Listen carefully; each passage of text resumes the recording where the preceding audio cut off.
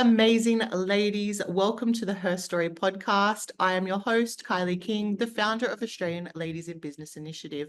And I am so excited today to be joined by the incredible Anastasia Geneave from No Grey Suits. Thank you for joining me today. You are welcome. Thank you for having me. So let's get started for the listeners. Can you tell us who you are and what fun stuff you do? Plenty of fun stuff. And this is always the sticky question because I'm one of those people that does bits of everything. So I'm Anastasia, as you said, from No Grey Suits. Now, No Grey Suits started out predominantly as a social media management business, mostly focused towards, your service businesses, your professionals that kind of had a similar journey to me out of corporate and then wanted to do their own thing and wanted to do it a little bit differently. More recently, though, I've gone a lot more down the video route, the same way that all of the social media channels have, and I'm helping a lot of small businesses get a bit more comfortable on camera and get some more videos out there showcasing what they do and who they are. That's amazing because as you mentioned, like with social media changing, we're all going to a video format. And I even know, so I know that you've entered the ALIBI Awards and you're a finalist in our awards, and we have a video submission, and it was very much similar, a gentle nudge to go, no, you've got to get comfortable on camera because that's where you're going. And so many ladies don't even submit that video submission because they're so scared of being on camera. Yeah, it is one of those things. And I didn't even really realize it myself for a long time until a couple of people pointed it out to me.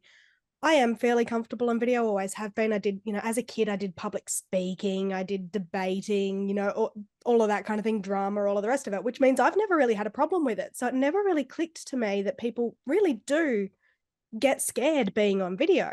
And, all of that training I've had since I was like 10 years old could come into play and could actually help me impart that sort of knowledge onto other people as well of how to be comfortable with it. Because let's face it, most people are more worried about how they're feeling and how they look compared to how you look. And I think with camera too, it's you looking at yourself as well.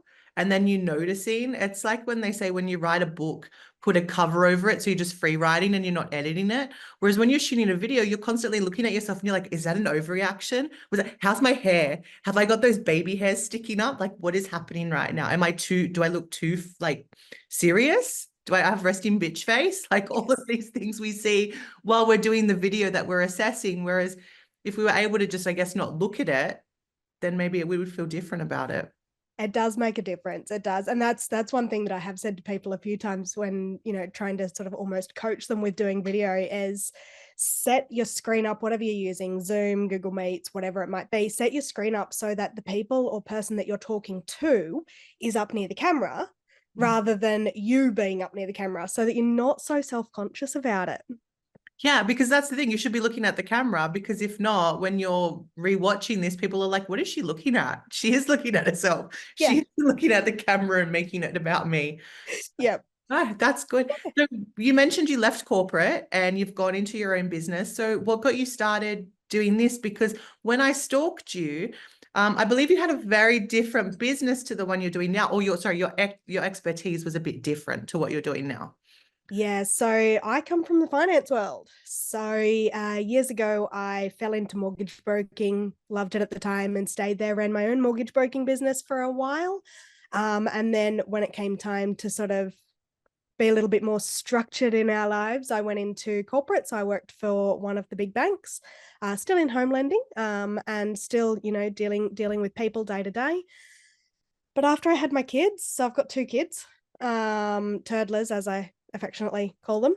After I had the second one, I decided that, this particular bank that I was working for, they, it's work hard, play hard, very much. And while they're great to work for, you do need to put in a lot of time, a lot of effort. And I couldn't commit to doing that so much anymore. 60-hour weeks when you've got 2 under 2 is a little difficult, just a little difficult. So left there, did a couple of part-time jobs for a little while, just while I sort of got my head around what I wanted to do. And one of my colleagues at one of those part-time jobs actually turned around and said to me, I don't know why you're doing this when you could be doing something yourself. And that sort of triggered something. And then 3 a.m. one morning, up feeding a baby, as you do when, you've got a little one that's only 6 months old, just the term no grey suits came into my head and I couldn't let go of it. Something about it I couldn't let go. No grey suits, escaping from corporate, doing something a little bit different, showing who you are and not being one of the masses that walks from, Wynyard to Barangaroo all together, all wearing grey, all at the same time, not being one of those anymore. And I thought, I want to help small businesses accept that they're not that anymore and let them shine. I like that. In bright colors, in Yes. any color they choose, not just a gray suit. Yeah. Yeah, that's beautiful. And so now you're doing marketing and videos. And how do you feel waking up every day? A lot better than I did doing corporate. So, yeah. It was kind of every day was the same. And it had kind of lost its meaning in a way because everything that I was doing in corporate was to make the execs that were already rich richer. Yeah. It wasn't actually to help people. When you first go into the workplace, you do get all of the things from HR spouting, we're here to help, we're here to help. After a few years in corporate, you realize, the rose-colored glasses start to come off. Any corporate, doesn't matter where you are. I've worked for a few. And you start to realize that, yes, while they need you to do good by your customers so that they get, the great NPS scores and all of the rest of it, bottom line is they're there to make money. We all are. But as an individual, I kind of wanted to help a little bit more than that and not have that underlying, I'm just here to make the fat cats fatter. Mm.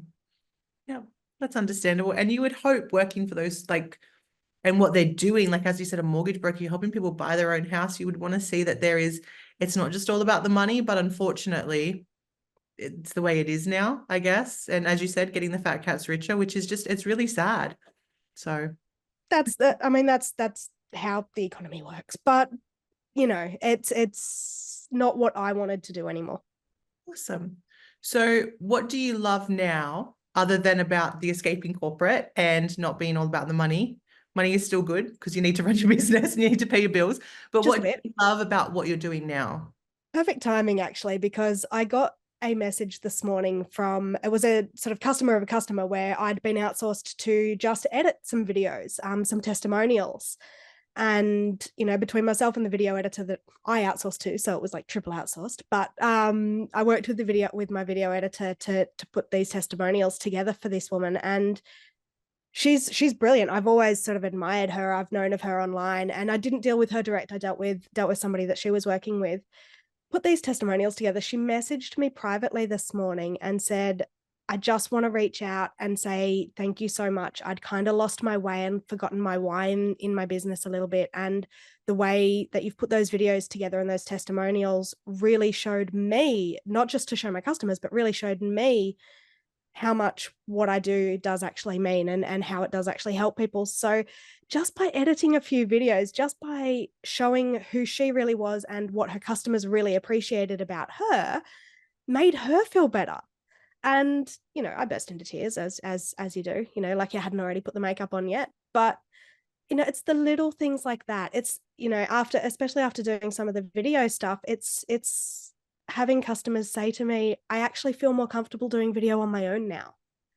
And then I see them post something and I'm like, yeah, I'm all excited. I'm so proud of you. You did something, even if it was just like a 10-second reel. But being able to sort of help those small businesses realize that they can do it their way, it's really nice. It's motivating, it's inspiring, and yeah, it gives me those warm, fuzzy feelings. It's like letting one of your children fly, right? So you taught them and now you're like, you can go off on your own. Yeah. And I think that's what's important in this space as well is, yeah, it's good to have regular clients, but once they're ready, it's time to let them go. Let them fly off into the world. So Yep. Yep. And then I get to smile every time I see something that they've done because I'm like, oh, I might have helped them a little bit with that. that's beautiful. That's awesome. So what has been your biggest challenge so far in business? Oh, that's a tough one. There's been a couple, but the main one truly has actually been making money. I'll be really honest. I'm not good, especially coming from a mortgage broker, and I'll explain that in a sec. I'm not good at charging the right prices for things. I undercharge badly.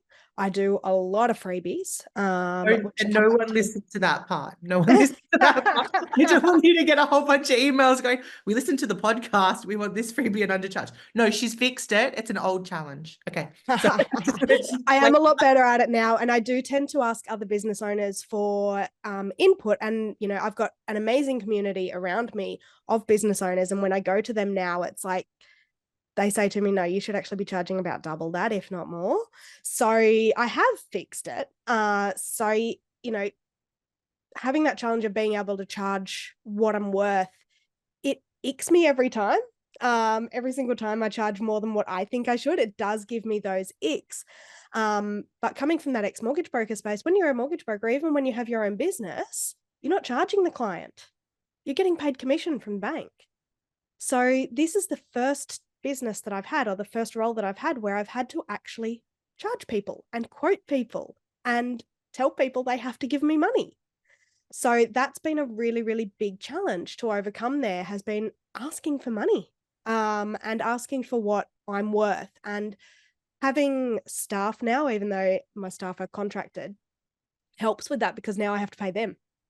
So I have to ask for money, which does help with that a lot. Another one has been feeling that this business is a real business and not just a hobby. I did start it full time, but for some reason in my head and in some of my immediate family's heads, it's just my little thing on the side. It's just that little business that you're doing. How's your little business going? You know, how's that little marketing thing you're doing going? And that's really hard to get past. Really, really hard to get past. And I keep linking that back to income in my head and going, well, once you hit this number, you know, basically it's been once you hit the same number you were taking home from corporate, then it's not a little side gig anymore. But I think I need to realize, and it's a journey and I'm still going through it. I think I need to realize that it doesn't have to be linked to the income number. I've built a business. It is a business. Hey, I've got an ABN, charge GST, all of the rest of that stuff. I hire staff. I have to realize that no, this is a business. This isn't just a hobby anymore. Never really was, this one. It's hard with family too, because there is a lot, and we see that a lot in the Australian Ladies in Business group, where people talk about their partner still sees their business as a hobby, even to the point where these ladies have, you know, they're out earning him, or they're doing really well, or they can retire their husband or whatever it is, and not all about income, but they're very successful. They're spending more time with the kids. They're where they want to be. And they're still getting that feedback from family. Oh, so it's that side thing you've got, that, because I guess they need that visual of that gray suit, like you mentioned. Like, Yeah. nope, I have to work for someone, so you're working for someone. Anything that's outside of that is clearly just a hobby. Yep. Yep. And especially when you work from home, because one of the things that I always, you know, one of those little triggers that I always had as well was, you know, once you have an office, but I don't want an office. Even if I have, you know, 10 staff, I still don't want an office. Who wants to pay rent somewhere else when I've got space here? You know, who wants to commute every day if you don't have to? I have an office because my toddlers are too loud for what I do, but I totally get what you want. If you can work it at home and make it work around it, as long as you have good boundaries, and I'm sure you do with like time and stuff. Yeah, why? It's just an extra overhead that you could be investing somewhere else, and you're maybe investing in someone to do your videos for your marketing instead of paying for an office. So no, and I think too, if you're going to do your business and you've left that, and you're carrying, I guess, this stigma of it's your little hobby, do it your way and make it happy then. Like, if you're going to go out and do it and you're going to take that risk and people are going to judge, then do it your way and do it so that you're happy. Yeah, yeah, exactly. And, you know, it is a journey to get to that point of being able to say it is a real business, even though, yes, it is run from the spare bedroom. But yeah, if it's, you started this business, most of us started this business to do something that we preferred over working for somebody else. So why turn it back into what you tried to get away from? Exactly. That's like running into your kidnapper's arms or something, isn't it? It's like complete reverse of what you want to do. Defeats the purpose entirely. So that's been your biggest challenge. So what would you say now has been your biggest achievement in business? Making it happen. Quite honestly, it's been you know, almost every single one of my customers is referral, which makes me happy dance every time, because it means that somebody's happy with what I'm doing.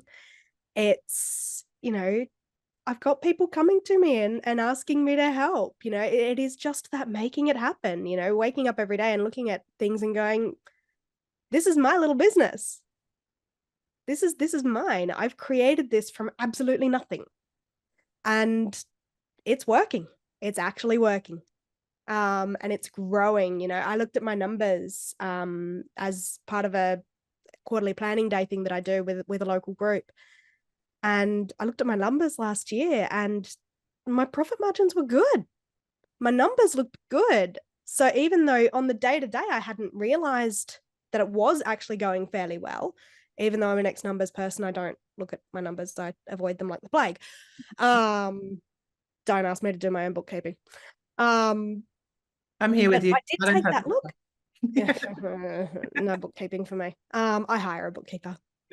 One of those things I outsource. But yeah, looking at those numbers and going, you know what, for first year, because I'm only in my second year now, for first year, I did actually really well. So that's the achievement right there, is just, it's working. Beautiful. That's awesome. And you made it happen, which is incredible. Out of all those challenges, you still made it happen and you achieved something, which is just beautiful. Mm. Is there any advice you wish you were given before you started your business? Like someone went, no, Anastasia, don't do that. Or yes, maybe do this. Um, I don't know. I think it would be more try, even though it was what I always stood for from the beginning for my clients, try not to do it the way everybody else does. If that makes sense. So even though what I was spouting to my clients and what I was, pushing was for people to do things their own way and do their marketing their own way. I mean, yes, I was doing my marketing my own way, but the rest of the business, I was very much following a lot of cookie cutter stuff of I should have this. Should is that word, is that, yeah, it brings you down. You start telling yourself should. So, I should be using X systems. I should have this all in this order. I should be doing things like this. Yeah, there are a couple of things that you should do, such as paying tax. But should you? No, anyway, go. Another conversation there. I do still have mortgage broking licenses. I do still have to W in. No, it was very much, even though I was saying to other people, do everything your own way, get out there, be brave, I wasn't to start with. I was with my marketing. I was doing things loud and proud and all of the rest of it. But with everything else that I did, I was following the shoulds. And I wish someone had just come in and given me that tap on the shoulder and gone, you don't actually have to do it the same way everybody else is. You might find that actually works better for you. So it was not really following my own advice. I think it's, when we get into it, because I see a lot of those cookie cutter approaches out in the wilderness when you're out there, and, of course, Facebook markets them to you as well. And then you get in that should, but I guess when I started, even with my background, I was like, oh, I'm new to business. So clearly this person that's been in business for longer knows better than me, because they're clearly, from what they're outputting in their marketing, they're making a lot more money and it's worked for them and that's the way to go.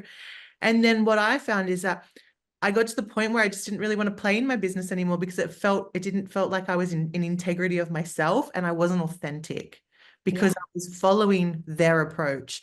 And then I thought, well, the real essence of, as we just discussed before, like I went out of my business to get away from corporate, to do that sort of stuff. And now I was just really following along with those gray suits, following what they had told me, even though maybe they were wearing nice pink suits this time, but I was still following along with that. It wasn't authentic to what I was doing. So then I found out, for me, I wouldn't, other than just the finances, I wouldn't touch any of the business. I'd be like, nah, because I want to deal with that. So I think it's really important that being authentic as well, because people want to support business owners, but they really want to get to know you. Like, look at the rise of influencer marketing. Most of that is because they're giving you a snapshot into their life. Yes. And it's the same with, like, in these communities and people that are referring you. They want to get to know you and sort of what you're about. So I think having that authentic approach, and Also doing what suits you. If you don't want to, or you don't have the budget to buy all the systems, then don't. So I Yeah. love that you've mentioned that because it's so important, because if you're not being authentic, your clients will notice Oh yeah. and they will be like, no thanks. Like that's if I wanted that person's cookie cutter method, I'd go direct to the source, is really Yes. what it would be. Why would I come to someone else? And then people can smell, I don't want to say bullshit, but they can smell when someone's not being like in integrity of themselves. You can smell it, you can see it. Yeah. And if someone's going off with a method or they're using something that doesn't feel right, people can smell it. And then if Yeah. it smells off, they're like, it's not for us. So I love that you brought that up, because I think when we start business, we look to people that show this beautiful smoke screen that they're doing well. They might not be. Like I've met 19-year-old business coaches who their business is coming along. When I said, what experience do you have? They said, oh, well, when I get a client, that will be my experience. So it's things like that. Yeah. Bless their cotton socks, bless their cotton socks. But yeah, when you look at things like that, then they're out there selling these cookie cutter methods. And Smokescreen, she didn't even have a client, but she looked really good from the outside. So I think, yeah, what you mentioned is truly, truly important, is being authentic and being in integrity with yourself. The right people will come to you. And I know it can get hard, especially with everything that's going on in the world and what we've already endured the past how many years. But people can smell it, and they're not gonna, it could be more damaging to your brand, I believe, than it Yeah. would be in just going along yourself and, asking for tips. That's why ALIBI was started, to ask for tips and stuff. And as you said, you've got an amazing group. Um, that's what that's for. But yeah, if it doesn't feel right and it smells off, don't do it yourself, and don't invest thousands of dollars in doing it. Yeah. Yeah. It's great to invest in courses and masterminds and groups. There's a million names for them all now because we all try and call things something that they're not. I mean, seriously, call a spade a spade. But we've all invested in a lot of courses and everything like that. But if you're going through a course, and yeah, it's templates are great. I make a million templates. I love templates. But if you're just taking a template and changing the logo and then selling it, you're not actually being you. You're not giving away the knowledge that you really know from your own journey or from your own lived experience. Is something that one of my mentors loves to say, is you're the only one with your lived experience. So that's what you can essentially sell. That's what you can give away. That's what people want you for. If they weren't after you, they would just go to a corporate for the work. There's a million massive social media companies. There's a million video content production companies. But there's only one you. And just because somebody's done it before doesn't mean you can't go in and do it your way, and someone will appreciate that. Yeah. So, yeah, I think doing it your own way is actually what makes small business amazing. Yeah, I agree. I agree. And we're all beautifully unique, different people. So it's good to have different offerings for other different people. So We're all weirdos. You've just got yeah, to find the weirdos that, vibe with you. exactly. Yes. Like, what did someone say to me once? It's like you're all different batteries shining beautiful different lights. And it's just finding the lights you connect with. I like that. Yeah. I'm gonna steal that. Yeah. Just pick which color you are. Just pick which color you are. Rainbow. So if you want to share, what is your ultimate, like the big, hairy, scary goal for your business? To tell you the truth, I've been asked this a few times over the past sort of 6 months, and I don't really have one. At this stage in my family life, my kids are still in childcare. They're not in school yet. They are still toddlers. At this stage, I don't know what I want the business to be once they are at school and what that looks like, because I've never lived that life before. I don't know what being a school mum looks like. I don't know what that's going to mean for us family wise. And my business is very much tied back to my family. What I can do, what I can handle in my business. Yes, I would love to grow my business to a point where I'm able to employ different staff in different capacities that are amazing at what they do, whether that's contract or direct employed, doesn't matter. And I'd love to be supporting them to support their families. Exactly how that looks, I don't know. Yes, I need to hit certain income goals. Of course I do. We want to be able to live comfortably. We want to be able to go on holidays. But I'm just happy with having a little business that does help other small businesses out and letting that grow organically. I'm happy with that at the moment. Beautiful. And that's important too. You don't have to have it all figured out. It can just happen. And then you don't, you end up maybe completely different to where you were. Yeah. Where you thought you would go. And it's just embracing that journey, which is beautiful. Yeah. I don't plan everything out. A little neurospicy brain here does not deal well with long-term plans. So if someone came to you and said, I'm starting a business tomorrow, what advice would you give them? Absorb all of the knowledge, learn everything you can about everything you need to, but do it your own way. Now, we mentioned that you are a marketing extraordinaire. You're great on video. You do all that cool stuff. If you had a tip for the listeners, something to like a small taste test so they then come and stalk you, what would it be? I'm going to focus on video a little bit here because that is everything on social media, everything on marketing at the moment is video because people do want to get to know you. So it is just get on video,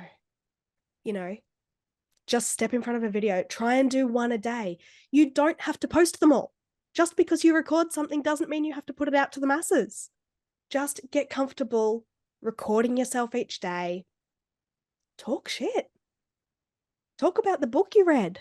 Talk about a movie you watched, but get yourself in front of a camera. You don't even have to watch it back. You can delete it afterwards if you like, but just do it. You'll slowly start to feel more comfortable with it to the point where you can do what I do and just wake up in the morning and go, oh, I want to tell my followers this. And instead of typing out a social media post that's this long and putting a pretty graphic with it, you can just jump on and talk about it. Beautiful. Awesome. So everyone now needs to jump off after this podcast, grab their phone, grab their recording, whatever it is, and just take a video and say anything. Like you said, a movie, a story, tell them your favorite color, whatever it is, and then you can delete it. Or if you want, you can post it directly in the Australian Ladies in Business group because no one there cares. Like they'll be like, yes, go, good on you for sharing video and getting it done. Because that's the thing. What the community is about. So just shove it in there if you like, or just delete it. Yeah. So, but I think that's a brilliant thing because as I mentioned before, with the awards, we get to finalist stage and then it's the video submission and you would be surprised how many people do not even submit a video. And they're like so close to getting a trophy and they miss out because they just, and the only person that sees it is me because I check them to make sure like there's no bugs and tech gremlins because they haunt me. And then I send them to the judges and the judges watch them. That's it. And then nothing. You can delete the video after that if you like, if you're not comfortable with it being out there, but it's done. But that they're so close to achieving something that they've worked so hard for and they've gone through the process and video has just spooked them. Yeah. So, yeah. Okay, I love that. So where do we stalk you? How do we find you and stalk you? For the most part, you can just Google no grey suits. Normally, I'll come up fairly close to the top. Occasionally, you might have to wade through a couple of menswear pages first before you find me. It's a thing. It's what I named my business. I have to deal with that. But I am on Facebook as No Grey Suits. Instagram, I still don't have the Instagram handle that I love, so it's no.grey.suits. I am stalking the person that owns my handle and I am offering her money. She's in the UK. But has she got the message? Is she interested? No, she hasn't checked it. She's only ever posted 3 times and she hasn't checked any messages. I send her a message about every 6 months. She hasn't checked any messages in like 2 years. So I don't know if I'm ever going to get it, but I keep trying every now and then. I keep trying. But yeah, no grey suits. At the moment as well, because my video service is called Reel Ready, so REEL Ready, so a little play on words there. If you Google that, you'll actually find me as well. So either no grey suits or Reel Ready, and you should find me. Beautiful. So super easy to stalk. Yes. I love that. I love that. All right. Well, thank you so much for joining me. Thank you for sharing your tips and your journey. I know that the listeners will absolutely appreciate it. And I hope I get some chance to meet you face to face if I see you around. But thank you for joining me today. You're more than welcome. Thank you for having me.